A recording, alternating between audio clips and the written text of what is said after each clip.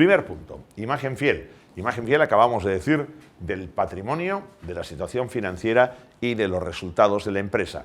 ¿De qué manera hemos de interpretar ese pronunciamiento que hace la normativa contable en España, en Europa, en definitiva en el mundo entero? Bueno, en primer lugar, lo que hemos de tener muy claro es que la imagen fiel del patrimonio nos la va a dar, como decía, el balance de situación.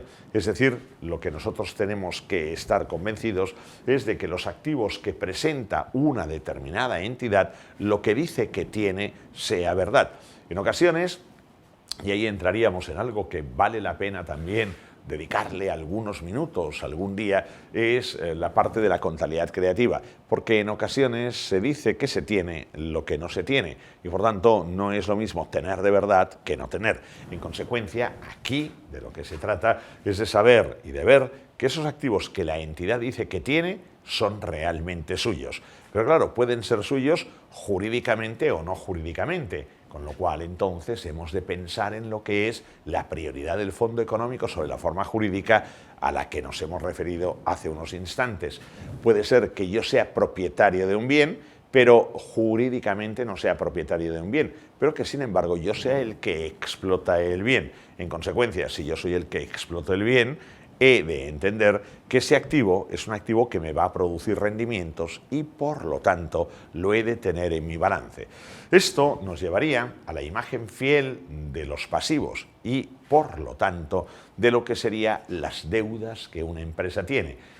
En el pasivo tienen que estar todas las deudas, entendiendo por todas las deudas todo aquello que sean compromisos de pago en firme o bien que todavía no están definidos pero que sabemos que vamos a tener que pagar, con lo cual aparecen también lo que serían unos elementos que son determinantes llamados provisiones.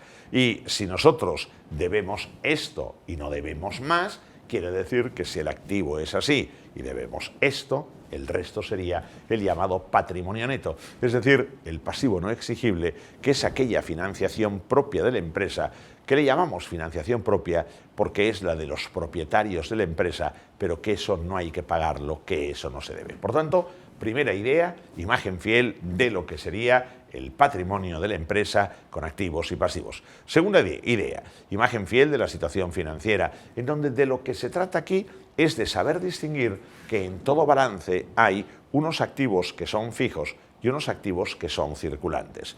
El activo fijo, la idea del activo fijo es la del activo inmovilizado, es la de aquel activo que permite desarrollar una actividad a la empresa. Por ejemplo, aquí, para mí, el activo fijo es, pues en definitiva, esta pantalla que tenemos y el ordenador. Y también el activo fijo es este pasador de diapositivas. Esto permite, en definitiva, el que yo y las cámaras, que yo me permite desarrollar esta actividad.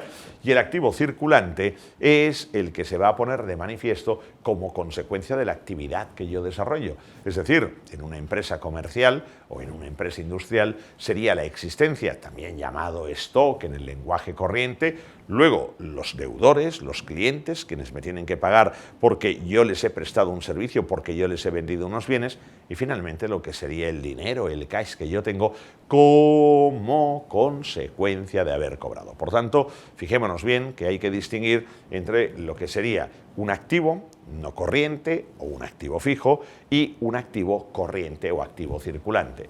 Permítame que le hable de la vaca. Una vaca tiene, digamos, terneritas. Y en este caso, la duda es qué hacemos con la vaca. ¿La vaca qué es? La vaca es un activo biológico, la vaca es un elemento del activo fijo y la vaca, si es una vaca lechera, permite dar leche y por tanto la leche que da va a ser lo que vamos a vender.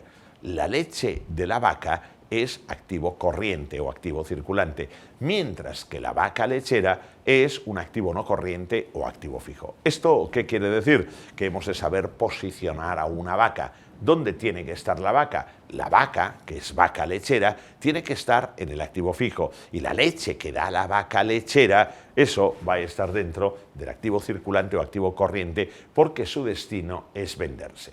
Voy ahora a vuelvo aquí a lo que es las terneras que tiene la vaca. La vaca tiene dos terneras. Tiene una ternera pequeñita y tiene una ternera pequeñita. Una ternera pequeñita, que esta ternera la vamos a cuidar, la vamos a mimar y vamos a conseguir que sea una vaca lechera. Por tanto, quiere decir que esa ternera, ya desde que nace, es, digamos, un inmovilizado que está en curso. Va a ser un activo productor de bienes. En este caso, el día de mañana va a dar leche. Esa vaca la activaríamos como un activo biológico o como un bien semoviente y la amortizaríamos, ¿sí? Es decir, cada año hemos de tener en cuenta lo que va a ser el coste porque está vinculada a un proceso productivo. Por tanto, la inversión total en vaca se reparte a lo largo de los años que la vaca está prestando un servicio. La vaca puede vivir más años, pero nosotros hemos de trabajar con lo que sería el concepto de vida útil. ¿Cuántos años uno está siendo útil? Ese es el periodo para establecer la amortización. Y la otra vaca que hemos dejado, la otra ternerita, como esta va a destinarse para carne, la pobre ternerita no lo sabe, pero no es un activo fijo, sino que es un activo circulante. Por tanto, quiere decir que su destino es, en definitiva, el de la venta. Por tanto, una vaca va a ser elemento reproductor, activo productivo, activo fijo, activo no corriente, activo inmovilizado, y la otra vaca va a ser activo corriente porque se va a vender y se va a vender como carne. Por tanto, quiere decir que cuando uno nace ha de saber muy bien cuál es su destino en la vida. Puede ser que el destino, cuando uno nace, sea el de ser activo fijo o de activo circulante. Siempre es importante ser activo fijo, por tanto, tener una larguísima vida útil y fundamentalmente vivir muchos años para que así se amortice de una manera poco impactante. Si esto es el activo, me voy a lo que corresponde el otro lado de la balanza, me voy al pasivo. Cuando me habla la normativa contable, los pronunciamientos contables de la imagen fiel de la situación financiera, lo que me están diciendo que es, me están diciendo, oiga, cuando usted presente el balance ubique correctamente, perfectamente, lo que sería de un lado lo que no debe, es decir, los recursos propios, que no únicamente en los recursos propios está el capital y las reservas, sino que también hay otros conceptos. Aquí me tiene que ubicar las deudas y no es lo mismo la deuda a largo plazo que la deuda a corto plazo. ¿Cuál es la barrera que delimita la deuda a largo plazo de la deuda a corto plazo? Siempre todo aquello que hemos de pagar como máximo a un año es lo que constituye deuda a corto plazo. Por tanto, siempre que tengamos cualquier compromiso de pago, cualquier obligación de pago que a lo sumo en el plazo máximo de un año hemos de pagar, esto es deuda a corto plazo. Mientras que todo aquello cuyo vencimiento es posterior al año, por tanto vamos más allá del año, eso va a ser deuda a largo plazo.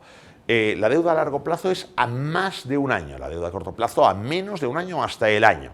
Es cierto que acá, si pensamos un poco, esta delimitación temporal de un año, que justo un poquito más de un año sea a largo plazo, para mí es un plazo relativamente corto, porque puede ser un año y un día, un año y 2 días, un año y 3 semanas, y esto es deuda a largo plazo. Por tanto, quizás no estaría de más en el futuro ir pensando en una reformulación de lo que sería el concepto de deuda a corto plazo y deuda a largo plazo.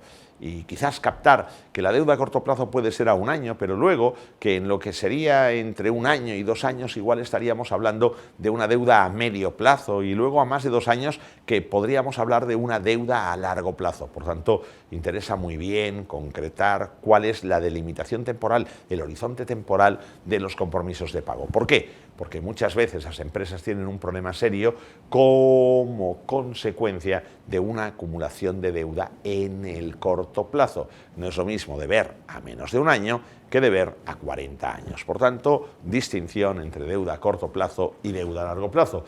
Y después de haber visto la imagen fiel de la situación financiera, nos queda ver la imagen fiel de los resultados de las operaciones. Unos resultados de las operaciones que van a estar plasmados en la cuenta de pérdidas y ganancias. Una cuenta de pérdidas y ganancias que presenta varias aristas. La de los ingresos y gastos de explotación, la de los ingresos y gastos financieros, lo de lo que sería el resultado ordinario de la actividad de la empresa y lo que serían los resultados de carácter excepcional. Y como no, siempre hay un beneficio que es antes de impuestos y después aparece lo que sería la larga sombra del impuesto sobre sociedades, que evidentemente devora una parte del beneficio antes de impuestos para confluir en lo que constituye el beneficio después de impuestos.